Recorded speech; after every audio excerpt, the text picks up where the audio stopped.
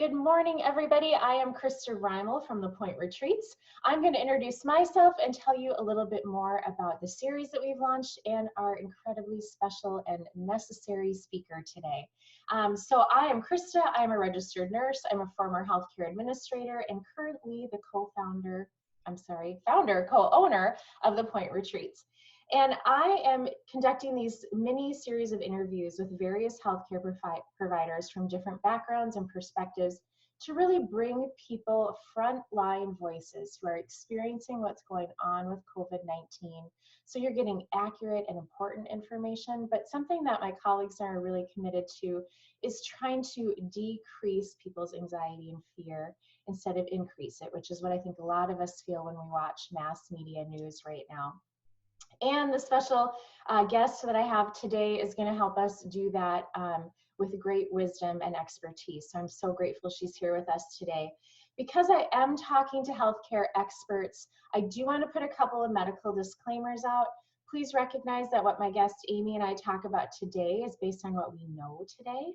And the situation changes and we try and change with it, but we're talking about what's known today. And if you have any special medical needs that you want addressed for you, we do ask that you reach out to your clinician, your therapist, your healthcare provider. What Amy and I are going to be talking about today is really overarching guidelines and strategies on how to maintain mental health throughout this pandemic. Anything specific, please direct that to your provider. So with that, I am going to turn things over to our special guest this morning, Amy Pico. Hi, Krista. Hi, Amy. So I'll take a moment to introduce myself. My name is Amy Pico. I'm a licensed clinical professional counselor in the state of Illinois. I'm also a national certified counselor and a certified hypnotherapist. And I've been in practice for almost 16 years now, specialized in trauma and PTSD since 2009. So been working in the trauma field for over a decade now, and we're still learning so much. When I started to become interested in trauma as a young therapist, it was certainly on the horizon, but I mean, even then, we're talking about 8 years post 9/11. We're still talking about people who were coming back from deployments, going out for multiple deployments. And this was how we primarily knew about trauma still. Even though intuitively as a therapist, I knew, as well as many of my colleagues, that people who grow up in dysfunctional families exhibit symptoms of trauma all the time. Right. But in terms of, how that has evolved over the years, on the one hand, we know a lot more about trauma and PTSD than we ever did. But on the flip side of that, we still have a long way to go in terms of education and informing and letting people know that really we are much closer, each one of us, we are much closer to having symptoms of trauma than we are not.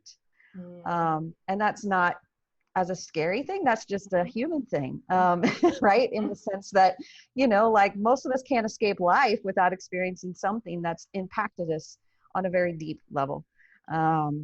So yeah, happy to be here. Yeah, I'm so happy you're here. And this is, Amy and I talked for a few minutes before we hit record, and this is so important. And, sometimes we need information at different times, and I just want to continue to bring in important and critical voices like yours for people to really know that it's expected and it's okay when you're having, some kind of anxiety or feelings of being depressed throughout this, or having those symptoms of trauma. I mean, we're expecting that, and so that doesn't mean that's how it's going to stay. It just means that might be some of the feelings you have right now, and Amy is going to give us a lot of perspective and actionable steps on things that we can do when we're starting to feel like that. And I mentioned to Amy when we got on the phone, one of my top 5 strengths for strength finders is optimism. And my glass is usually very half full.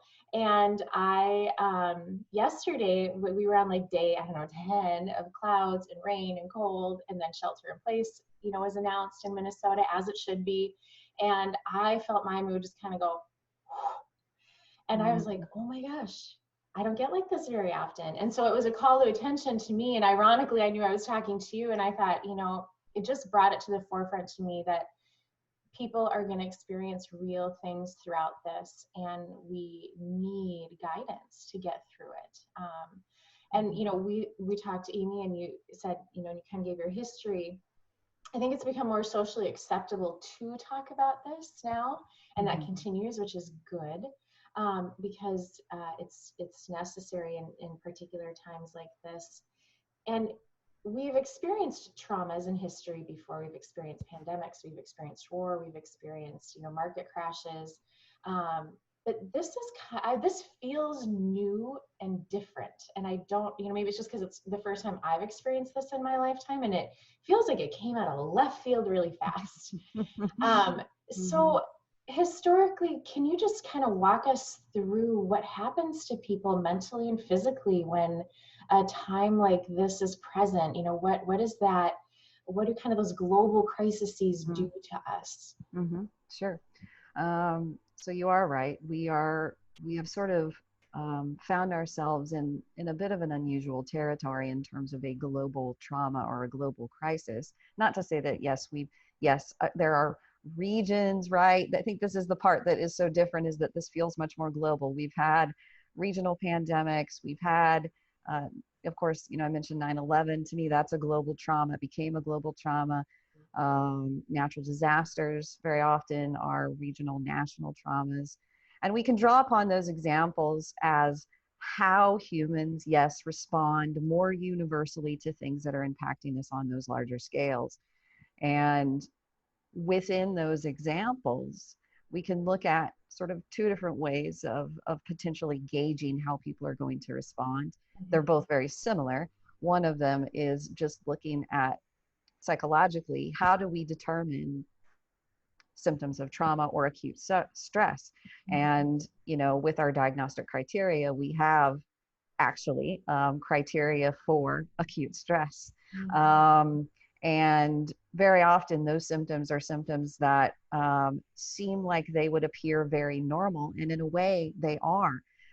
They're the body's natural response to something stressful. So heightened anxiety, dissociative symptoms.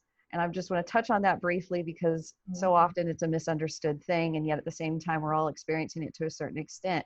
Do you know what day it is? Right? Yeah.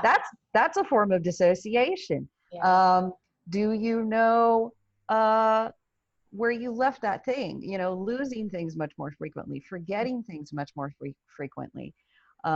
These are signs of acute stress. And I know that I have qualified for that in the past couple of weeks, as I'm sure many of us have. So right. Can we look at that in terms of a larger overarching symptom pattern in people? Absolutely. Yeah. And then, of course, we look at also the symptoms of prolonged stress, right? And those then start to gravitate into things like post-traumatic stress criteria, right? We're talking about really what happens when we're in this for longer than a month, longer than, right? And at this point, we already have data on people that have been in this longer than a month. And so now we're talking about things, once again, that many other healthcare professionals have talked about. We're talking about sleep disturbance. We're talking about,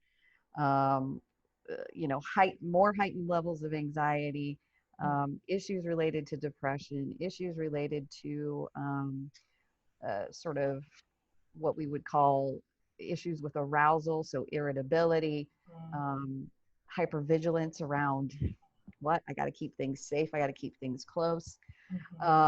These are all individual responses that I think we are now seeing on a much larger scale, right? And that we have seen historically in these sort of larger crises in our country and in our globe. And, people who have done studies and collected data around populations who have been in natural disasters, say, or even 9/11, we know that there's cross sections of society that are going to be experiencing milder forms of those symptoms, moderate forms of those symptoms, and then, of course, more of the chronic forms of those symptoms like PTSD, right? So it can run the gamut. We don't have to meet diagnostic criteria to be Mhm. experiencing some of these symptoms, because we're all in one way, shape, or form being affected. Right, right.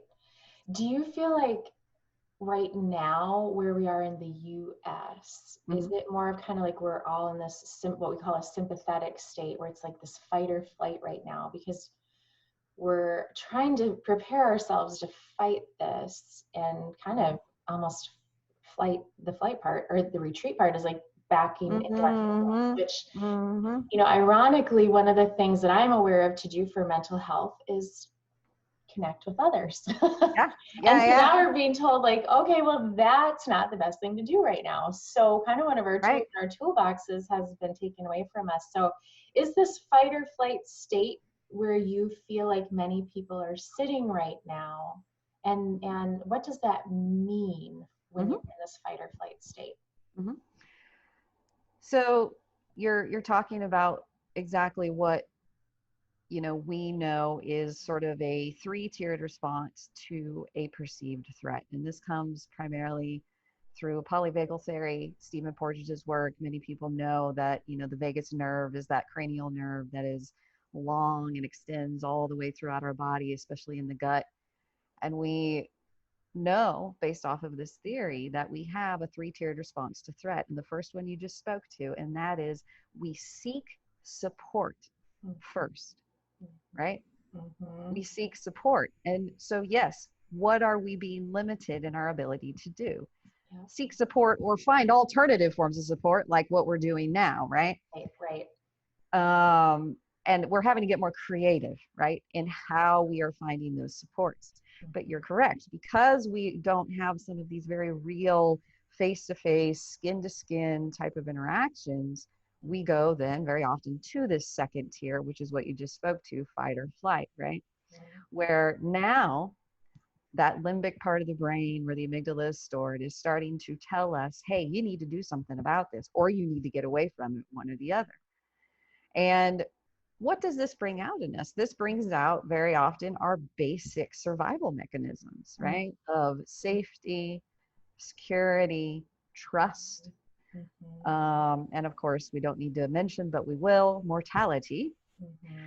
right? Yeah. And when those types of basic needs are being threatened and that fight or flight response is elevating, Mm-hmm. we see the things that we're seeing already in our society, right? Right. Um, I thought this about the affects, hoarding that we're seeing. yes, Is yes, that part of that absolutely, fight or flight response? absolutely, Okay. absolutely. Because why? If I feel like my security and my ability to take care of myself is threatened, yeah, a very natural response would be to gather physical things that are going Right, to make me feel more secure. right, right. That's a Um, very primal response when you think about it. it Yeah. really, it really is. And so, as much as we may look at that and maybe with a little bit of a skeptical eye, if we look at Mm-hmm. it through that lens, I think very often we can respond with a bit more compassion that, Mm-hmm. this is a human response. Mm-hmm. Um, and then of course, if, and there's a third one, so we have to talk about that. Yeah. There's a third one. If we find that we cannot fight, whatever that looks like, if we are fleeing, or we find that there is no escape, now many of us are in our homes, then Mm-hmm. the third response is going to be freeze. Mm-hmm. And freeze essentially takes us to, biologically, if we're in it for a prolonged time, it takes us to a place where now not only are our heart and lungs and major parts of our neck and head, all of these areas in the body becoming tense, starting to become a bit more protective. Mm-hmm. Now that's traveling down into the gut, into the kidneys, the liver, and our intestines, our major areas where our body knows how to detox. Those areas are becoming compromised on a cellular level. Mm-hmm. Not to mention the psychological level of what it feels like when you cannot do anything about it, or you feel like you can't. So important to bring that to light, because you just made a great connection, which I think society wants to try and keep, mental health and physical health more separate, but in the medical community, we know they're completely intertwined. And if emotionally, psychologically, you are being greatly impacted by something, it physically manifests itself in your body. They're Yes. not disconnected, they're very connected. Correct. And as we talked about, what do we want to highlight today? I love the fact that you brought up physical symptoms that might be common to experience when you're in this fight, flight, or freeze mode. Because I think it's helpful for people to understand, why they're having these. Why am I feeling these? And it's not. And our minds tend to go, okay, what medical condition is going on, or what's disease is happening? But it might be more of an emotional reaction. So if you could talk a little bit about that, Amy. In terms of just knowing that these physical responses are as a result of an emotional stressor. And what physical responses do you tend to see people experience when they're having some emotional stress? Sure. So this is where, if you already have any type of chronic health condition, you could potentially see an exacerbation of those symptoms, right? So if you have high blood pressure, chances are that blood pressure is going up, right? If you have high cholesterol, chances are that's probably going up too. If you're a healthy individual, and another one that's very closely tied to trauma, no, not always, is autoimmune disorders, right? So we may be seeing flares with people that have autoimmune conditions that they may be like, hey, I don't know why this is happening. There's no cause. Yep. But there might be one. Yes. Yeah. And really, GI, lots of GI distress, right? One way or the other. If you're in tune enough with your own digestion and you're noticing changes in your digestion, very much could be because of the stress we're under. Appetite, of course, sleep can be disrupted. All of these things are the body's way of saying, I need to preserve, I need to do everything I can to survive. And that may mean I'm going to power down, right? Going back to this sort of freeze, or even really flee. Some of these others too can lead to these physical symptoms that literally is the body shutting down and preserving. Yeah. I mean, as you're speaking about it, I'm like, yes. I mean, it just makes biological sense that our bodies are going into those modes right now. And for many of us, it's the first time, or one of the first few times we've experienced that. And I think you and I, and you in particular, realize this isn't something that we can probably fix immediately. So we have to find strategies for coping with it right now. And then people such as yourself will have to work on the steps that will need to be taken over the long haul to really help people process this and resolve it, and cope with it in a different way. So kind of right now, being in that acute part of this is, that really primal response, which I love that you brought that to light. Being really in tune with your body is important for your emotional health, is what I'm hearing. Yes, absolutely. And vice versa. Because they very well may start to, interact in more pronounced ways than you're accustomed to. Very much so. So can you just explain, Amy, like what are some common signs and symptoms of depression and anxiety that you would say, you know what, these are symptoms now where you should probably reach out to your healthcare provider or therapist to really get some extra support? Sure. Anxiety and depression are, if we were to simplify it greatly, on sort of opposite ends of the sympathetic response, right? So anxiety is more of that heightened, overactive, hypervigilant response. So we're talking about perhaps increase in heart rate, shortness of breath, racing thoughts. Another one that people don't always identify, and it seems like it would be strange, but sort of displaced anxiety. So for example, you know, there's a lot of anxiety about a lot of things that make sense right now. But, you know, if you find yourself anxious over like getting your car serviced, but like you don't have to drive anywhere, you know, like that would be an example of like, oh, wow, like, why am I anxious about that? Oh, maybe because there's so much anxiety that my brain has to literally displace it elsewhere. Right. So that's something to keep in mind too. Okay.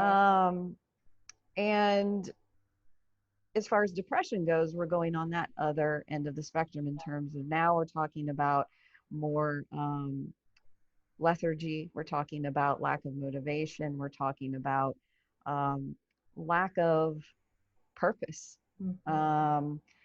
And of course, we need to mention, you know, thoughts of harming self, even just in ways that aren't to end your life, but ways that, you know, could potentially feel like they were ending some type of suffering.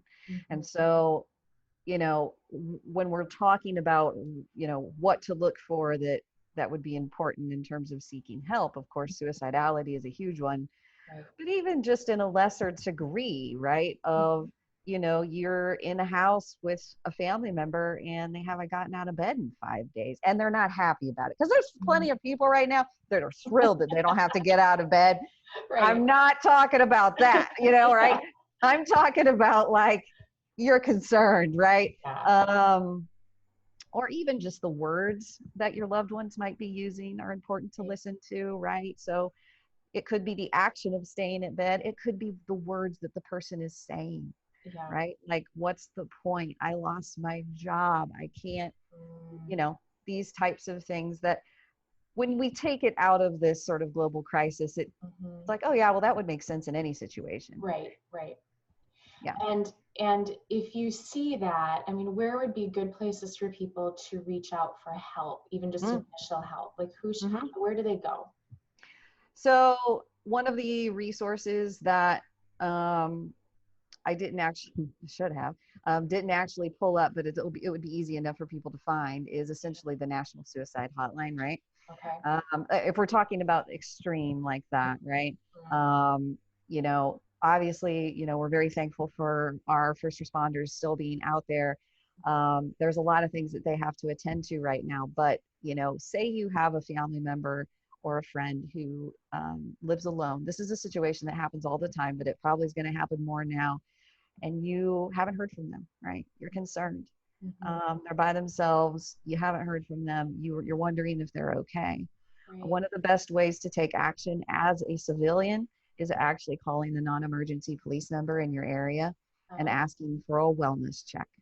Oh, okay. That's really good to know that that's something that they will do. They have the capacity to do. And obviously that's something that has probably been in place a long time, but people just don't know. Correct. Correct. So if you have someone you're concerned about, you can reach out to them and they will go check on them. Okay. Yes. Yes. So that's a big one. And then there's other resources that I'm happy to give near the end. But in terms of crisis, that to me is like numero uno, right? Is know your non-emergency police number. Yeah.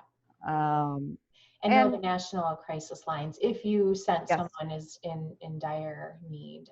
And we can post those too when we put up the video, so we can list a few of those emergency crisis lines for people. Yep. And how about, you know, okay, so you have that family member who's like, they are not eating, they are not engaged, they're staying in bed, or you start to see behaviors like that. Would you reach out to your primary care doctor? Because not everyone maybe has a therapist they're connected to. Is that a good starting point?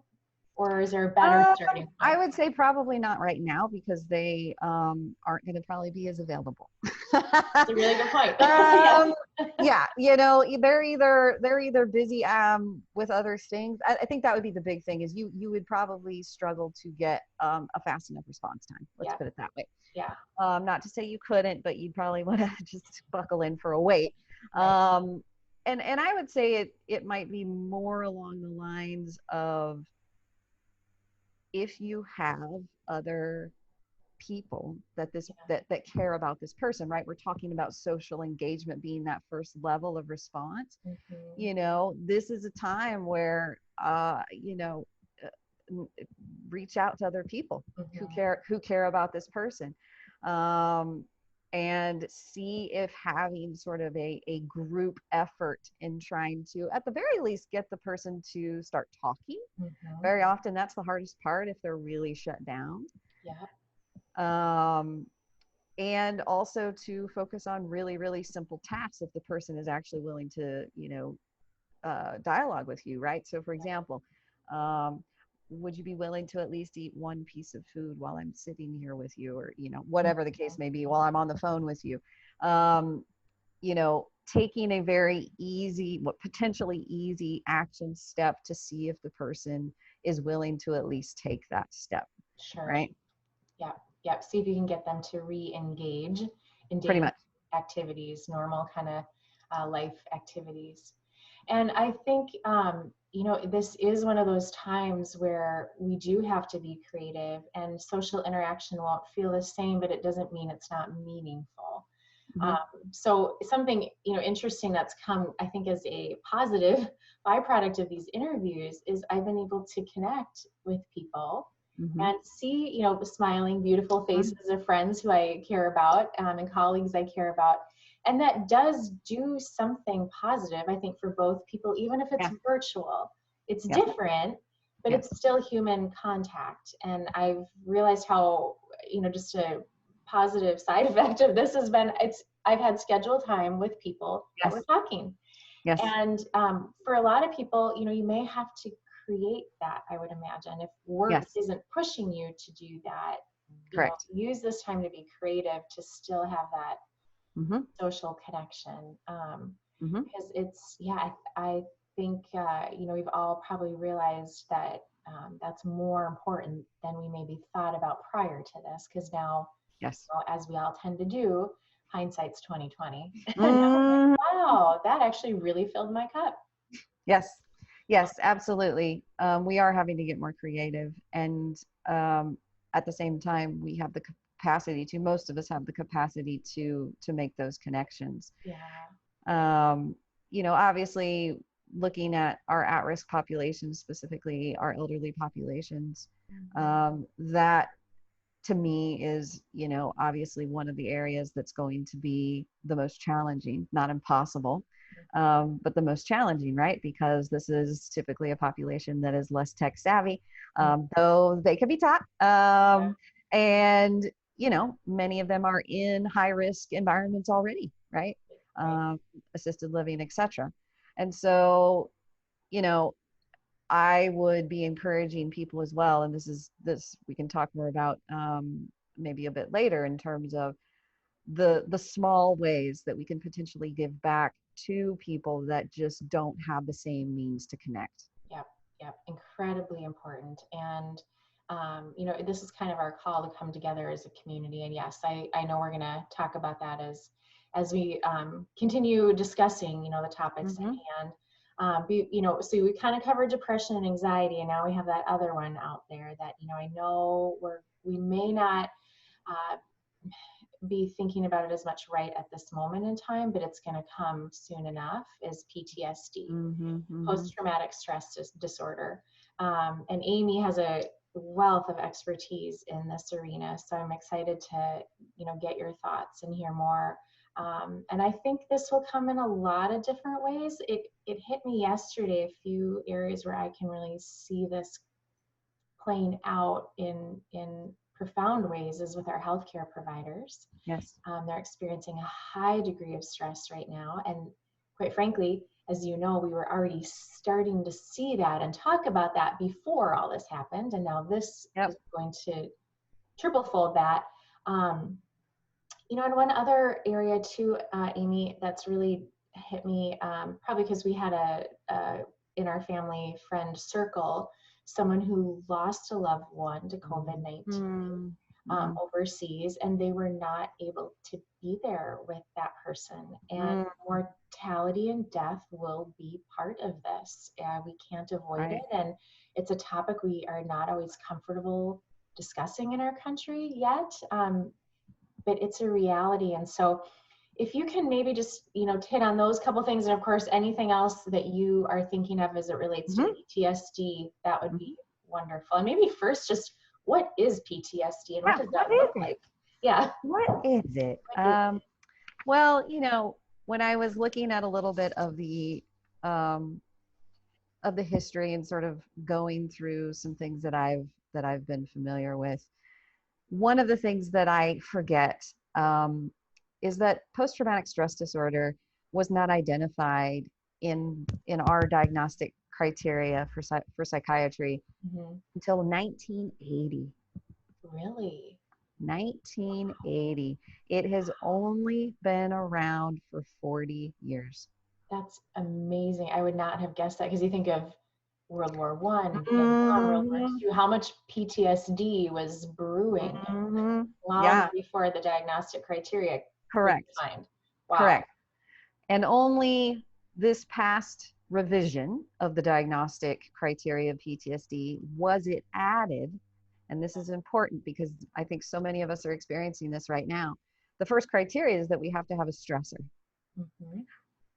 The one that was added was indirect exposure to adverse details of trauma. And their examples are first responders. Mm-hmm. So this came, of course, as a result of 9/11, very much so, right? And the fact that we understood after that major global trauma that, indirect exposure will give you a diagnosis of PTSD.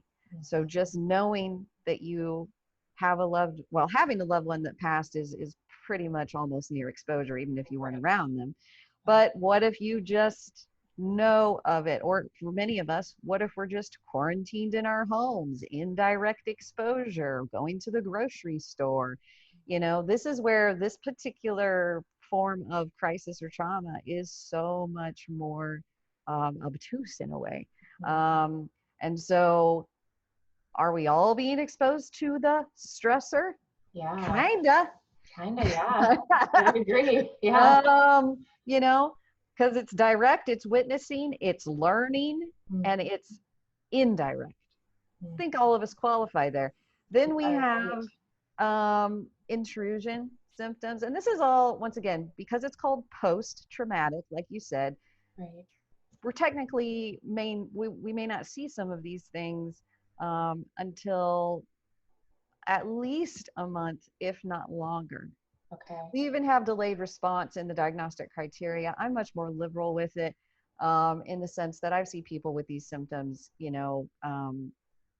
very soon after, Yeah. and that are prolonged. So that's neither here nor there. Intrusion symptoms are things like nightmares. Now we're having nightmares of going to the grocery store, or emotional distress after exposure. So what if you went to the doctor and now you're just freaking out after you came out because you're like, how many people were there? Da da da da da. This, that, Right. or the other.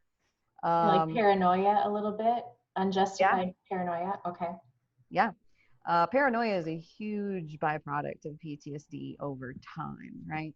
Because what becomes eroded essentially in a traumatic event? Some level of trust, right? Mm-hmm.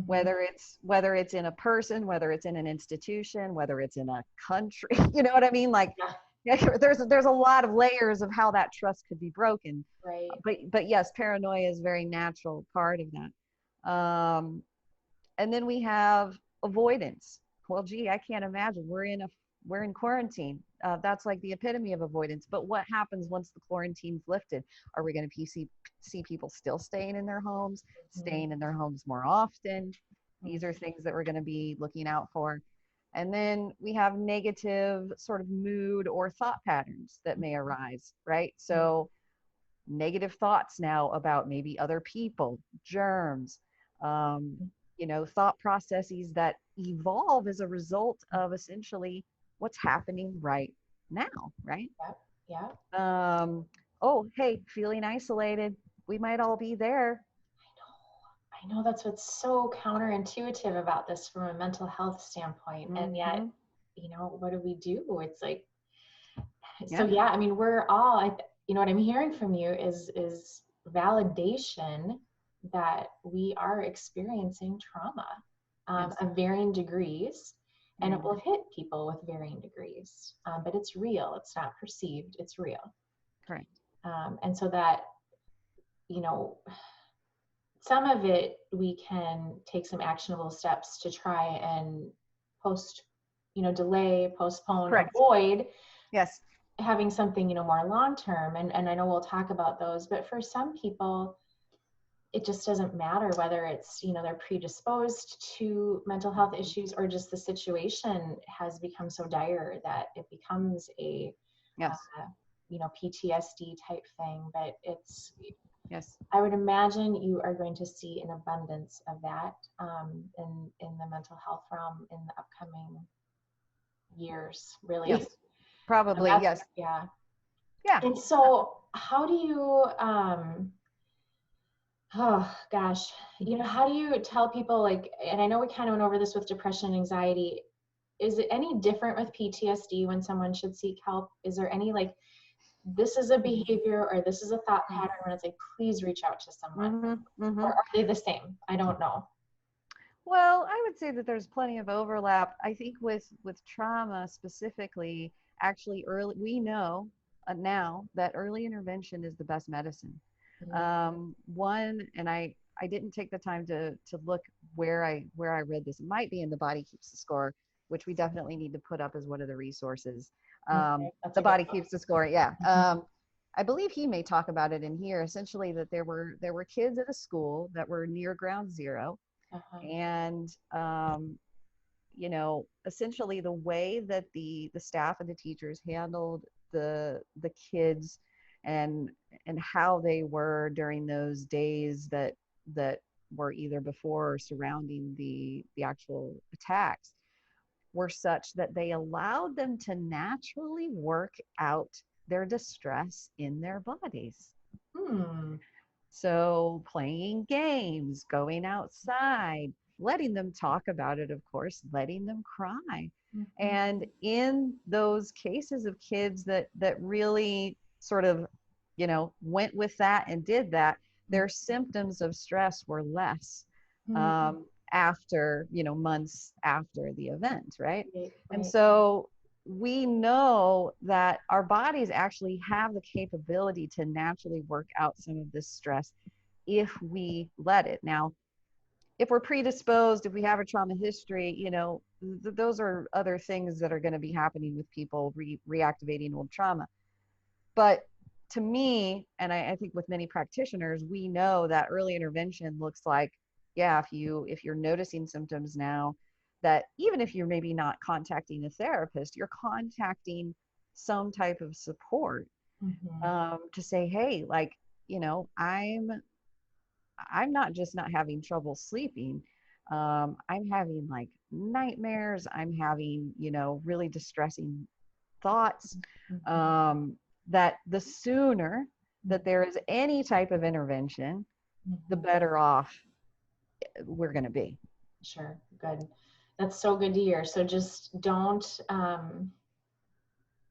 shy away from them is kind of what I'm hearing. Recognize them and then reach out to someone who can help you sort through them is step one. Yeah. Correct. And, you brought up kids, which I didn't mention initially because I was thinking of a couple other populations, but how do we help our kiddos through this? Like I look at my kids and I'm like, oh, I don't know what to do with all of this. So it's really hard as parents to know how to parent kids through this. And I don't know if you have any words of wisdom you can share there just from keeping them as mentally resilient as we can through this. Well, the biggest one, which is of course the one that is perhaps the hardest to practice, is our children pick up our stress, right? And our children are absorbing and watching everything that we do. And so if I am going to be any type of impact on kids in my life, then the best thing that I can do is continue to take care of myself and my own stress levels. And one of the ways that we can do that with our kids and do it for ourselves together is learning how to co-regulate, right? This is something that's very basic that moms and babies usually learn how to do pretty instinctively, right? As an infant is completely dependent on their caregiver, right? So this is just another extension of that we could do now. And I'm glad you brought it up, because I wanted to make sure that I use this example for anybody here that wants something like super, super easy. Yeah. Is if you're noticing distress in your body. So I'm not even talking about kids right now, just checking in with yourself first, right? And saying, hey, if I were to just sit here for a moment and notice any type of distress in the body, it could just be a tightness in the chest. It could be maybe something in the gut. That in my own effort to regulate myself, what I can do is literally just place a hand on that area. And by doing that, I am literally giving myself the attention, right? The attention to, hey, I see you, right? I feel that. And you're safe right now in this moment. You are safe, right? And usually, level just went down. Yep. Good. It's working, Amy. It's working. And so what can we do for kids? This right here, right? Literally sit down with them and do it together, right? That's beautiful. Right. And impactful. I mean, simple.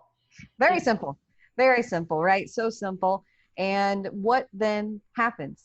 Usually kids are pretty resilient. And so even though they're going to be feeling this just as much as we are, their waves are actually going to be a lot faster than ours because they're able to recover. But having just this simple tool and seeing that you're doing it, knowing that this is something that mom and dad are doing or whoever in their house is doing, that could do a world of good in literally 2 minutes. Right.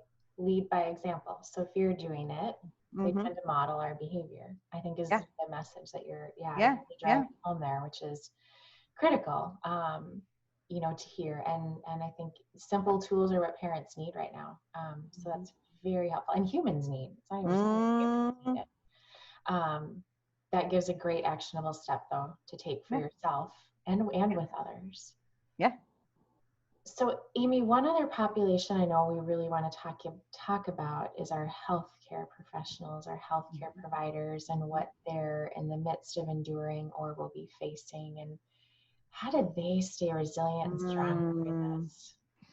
Yeah, well, the first thing, which of course is my personal wish, I just don't think it's probably going to happen for many of them right this second, is that they get a freaking day off.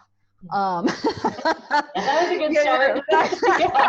Some of them, I know, like my precious cousin Nina and her husband are both nurses, and both in ER actually, and so they're the first line responders, and they are getting days off. So yay, at least in their hospital, they're getting days off. Good. And other than of course getting days off is what number one, like recognizing that this is happening to you too, right? And I think it's in a way hard for us as healthcare professionals sometimes to admit, because let's face it, I do think when we put on sort of this robe of responsibility, we understand that there's an example that we want to set for the people in our life. But if we hold on to that robe too tightly, we're cutting ourselves off at the knees, right? And realizing that I am just as vulnerable to these stressful states as anyone else. I just have better tools at my disposal because I do what I do. Right. And I think that's the other piece to remember as healthcare providers is, number one, we are not immune. We are experiencing this right now.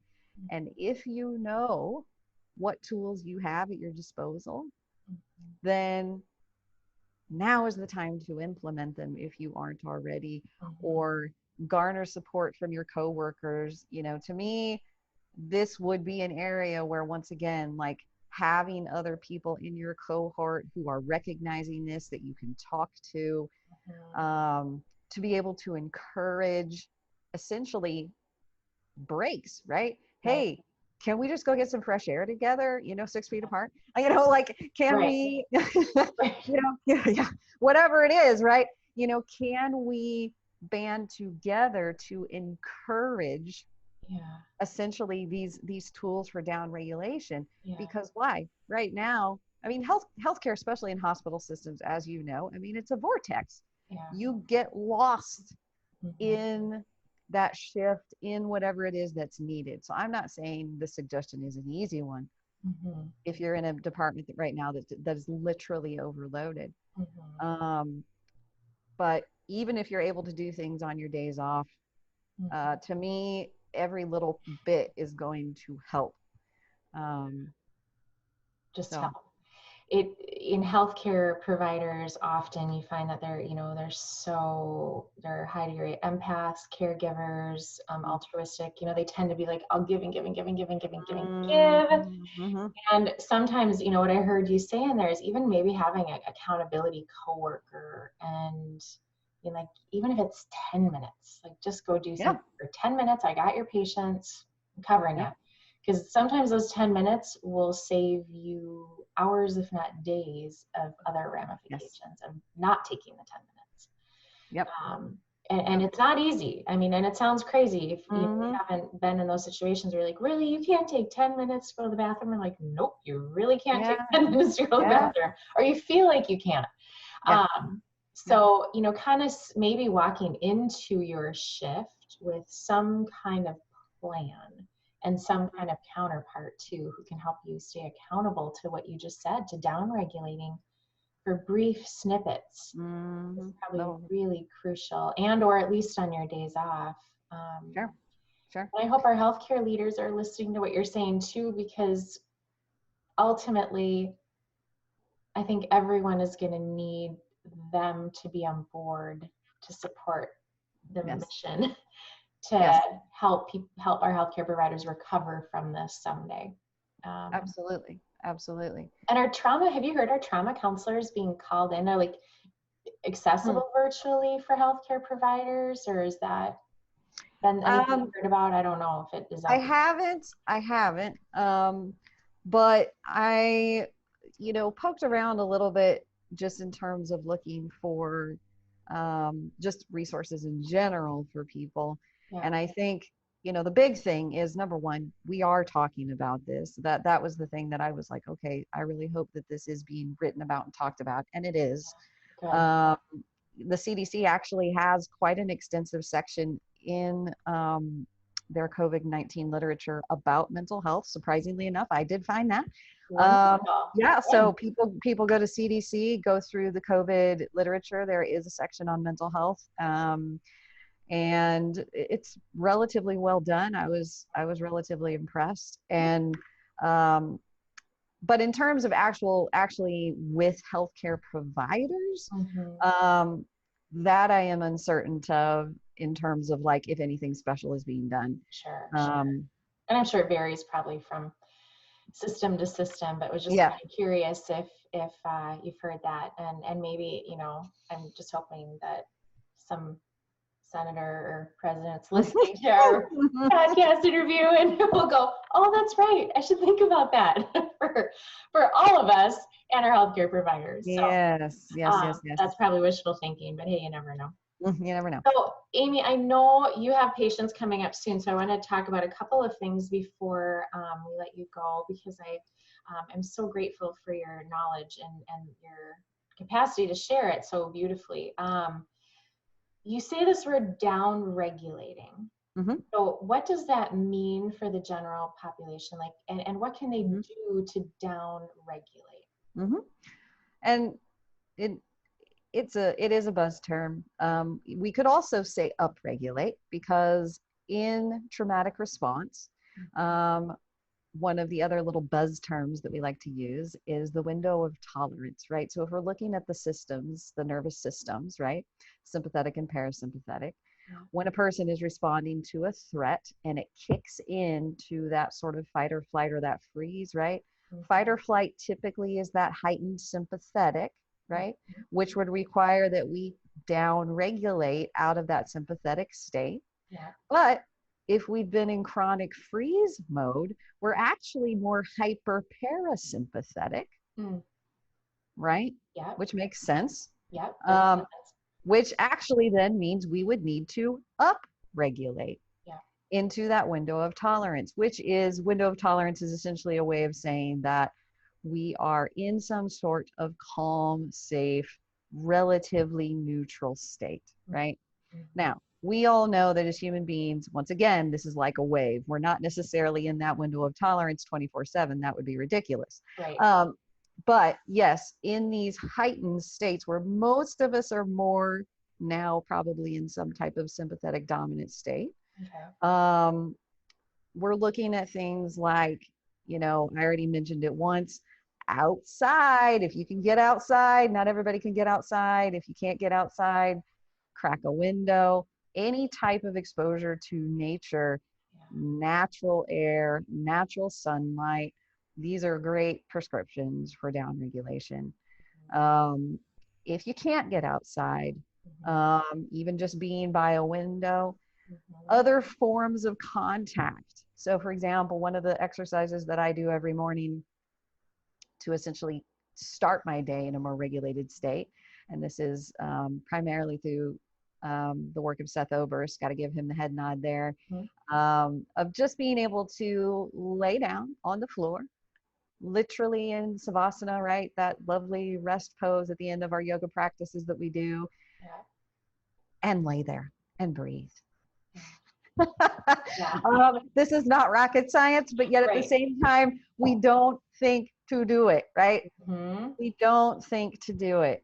And so, once again, you have your family, you're all stuck in the house together, all of you lay down on the floor, breathe, go outside, take a walk. Other things that actually, once again, may not trigger the idea of downregulation, but they can also be very useful, are things that are repetitive that have a calming effect, right? So for me, I don't actually, I'm not a huge cook, but the process of preparing food is very therapeutic, right?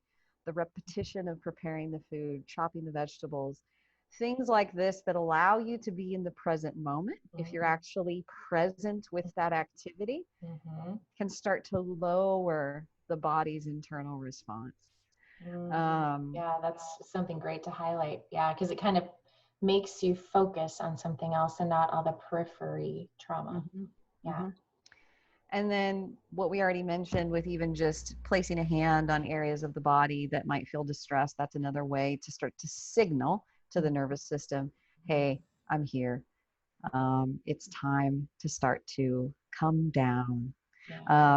So yeah, plenty of things, but as you're noticing, a lot of what I'm talking about is related to the body, the soma, right? And it's related to exposure of natural elements for the most part, right? And I've noticed that we follow one another on Instagram, and I love what you've been putting out because it's just a beautiful picture and just the simplicity of what you can do. And a lot of it is centered around, nature and using what we have right now as tools for therapy. I mean, in essence, to help us during this time, and they're free, and they're there. So finding ways to use them, don't forget about them. Which is really critical. It sure is. And just to mention too, that with this outdoor exposure time, if you're happening to do this at the beginning or the end of the day, sunrise, sunset, once again, this is a great way to actually set your circadian rhythm. So for people that are having sleep disturbance, if you can manage to get yourself out, this will actually help with sleep as well. So just to note that, since I know a lot of people are experiencing sleep disturbance, that in and of itself to me is a very natural response to acute stress. But just finding those more natural remedies if you can. Very important. And sleep is really critical, again, to both physical and mental health. You stop sleeping and everything feels worse and everything gets worse, truthfully. So any other sleep habit, words of advice and wisdom you can share if someone is experiencing sleep disruption right now? So for those of us that maybe still have to keep somewhat of a schedule like I do, people that are actually able to work from home, then trying to keep a schedule is going to be more important in terms of, do you have a sleep routine, right? Good sleep hygiene requires a good sleep routine. So what does that look like? It can look like a lot of things. It could look like, cutting out caffeine after a certain time, cutting out blue light in your home after a certain time. This could be doing some type of relaxing exercise, yoga, meditation. I actually listen to meditation talks before I go to sleep. So, I mean, there's plenty of things, but if you have to still keep a schedule, I would say these are the things that are going to help you keep the schedule. Because right now, I know that's been a struggle for a lot of people. Right. On the flip side, though, something I thought of, if I was someone who, say, was quarantined and didn't have to work from home, you're just literally at home, right? Yeah.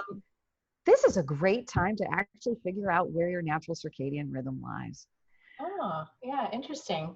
Because you're not using an alarm clock. Right. So, or at least you don't need to use an alarm clock.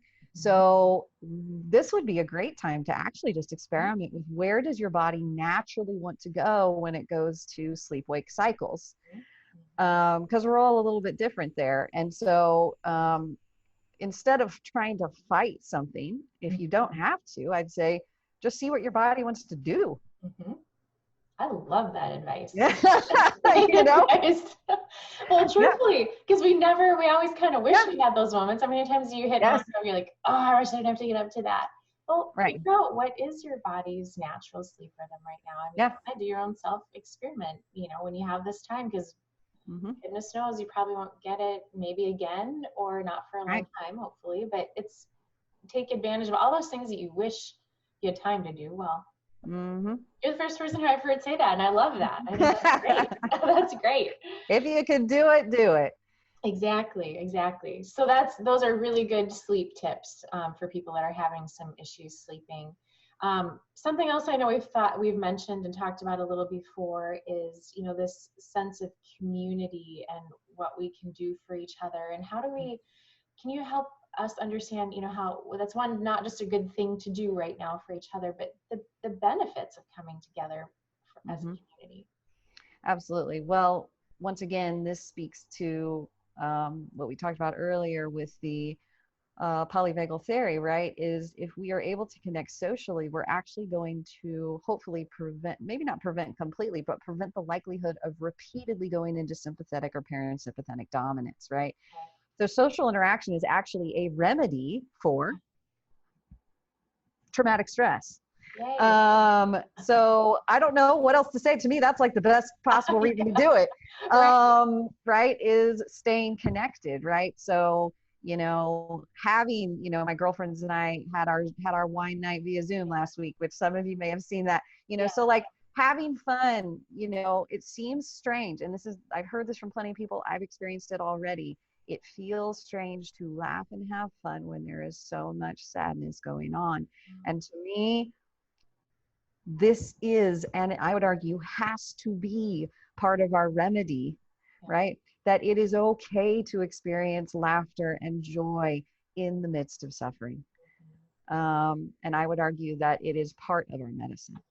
So how you're doing that in the creative ways we're having to find in these days, find those ways. And I would argue, we're kind of, chained to our screens in many ways nowadays, but to connect in a way that's not related to mass media, if you can, right? So, we're already, many of us naturally lean towards, sort of numbing out with social media and all of our streaming services. Nothing wrong with that if that's what you need to do, but that is not the same as actually scheduling that Zoom call, having that conversation with that friend, more of that personal connection. Yeah.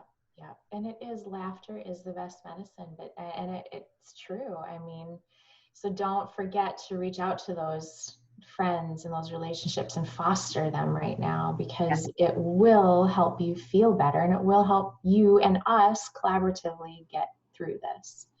I mean, humans are meant to be resilient, and we're really meant to live in community, which is kind of the juxtaposition in all of this, right? Is that we do have to have this element of keeping a distance, but the upside of technology right now is we still can stay in contact, even though we're in more of this, retreat, isolating mode. And Yep. And I'll tell you what, if you're worried if doctors and nurses and therapists are laughing, I follow a lot of them and they are being so grossly inappropriate on Facebook and Instagram. I'm like, I you guys love are it. way too much fun. It's good, but it's good. It's good. You have to keep a sense of humor. Yes. I mean, you Yes. just do. Yes. It doesn't matter what the situation. I've seen it happen in life and death, as I'm sure you have. And yes. Yes. it's okay. It's okay. It is okay. Yeah. Got to keep that perspective. So Amy, as we're wrapping up here, can I ask, and maybe you've already hit on it, but I think it's just good for people to hear what our experts are doing to take care of themselves right now. Yes. So what are you doing to take care of you? Yes. Yeah, I touched on it briefly. You know, to me, sticking with many of my, self-care routines is just part of what I know is best for me, right? So, I always start my day with, some type of meditation, some type of sort of what I describe as sort of self-attunement, right? I'm meeting myself and my body in this space today, and saying, hey, hi, how are you doing? checking in with myself. And movement, movement to me is huge medicine. So I'm moving, whether it's, not making up, but following, programs that are in my living room now. So many of us are utilizing those free resources that people are offering now. Highly recommend that. I did my yoga class that I normally do in person, did it online last night. Oh, nice. Yeah, it was so great. Same time, same teacher, everything, but just at home. Yeah. Right. And then, yes, finding ways to connect, whether that's phone, Zoom. I have several different, of course, chat threads that are with friends, family members that now are, of course, much more active. And really the one that I was just thinking about yesterday that I think will be harder for everyone if I'm struggling is having things that bring me back to the present that have nothing to do with a screen or media. Right? So whether that's, spending more time on projects that do not involve my computer, whether that's, taking time and actually just sitting outside. I was taking a lot of walks yesterday. We had the sun out for the first time in a while, and I came back from the walk and I was like, I don't want to go inside yet. And so I just pulled up a chair out back and sat out back with the dog and let myself just be. Put the phone inside, let myself just be. So to me, these things may be easier or harder depending on who else you have in your home. But if you're finding those little points here and there, it's good. It makes a huge difference for me. Yeah, I mean, you're maintaining your health and you're building your resiliency. And these are all things that we can do. Yes. And it may feel like more of an effort right now, but eventually it will become a new habit. What do they say? 2 weeks and it's all of a sudden your new routine. And I think that last thing you said, all of it that you said is incredibly important, but that last portion of it, I don't hear people talking about as much. But because it is one way we can stay connected and that's good, it doesn't mean that it should be a 24/7. Because then that can be to your detriment. Correct. And of course, I probably should, I don't think to mention this, but it is important to mention, very much important, is, once again, totally normal and natural to have some of these things disrupted, like our eating. But if we are trying as best we can to maintain similar and or even better healthier eating patterns, what's that going to do? It's just going to keep us functioning better, right? And I'm consuming more chocolate right now. I'm sure many other people are. But it's a prescription, right? Hey, dark chocolate has health benefits. Totally. But right. So yes, all of those things that we know, but that might be a little bit more of a challenge right now. And how can we, in many ways, help each other in that way? To check in. I couldn't find, this is just a very simple example, since I'm gluten-free, fewer options available, and I could not find the potatoes that I love. Yeah, I was like, what the heck? All these potatoes are gone. And so I literally had to call my parents and be like, hey, you guys have any potatoes? And they're like, yeah, we do. I'm like, cool, I'm going to come.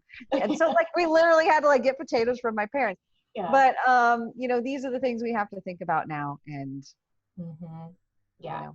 Yeah. And just, kind of relish in those new habits that we have time to create. Right.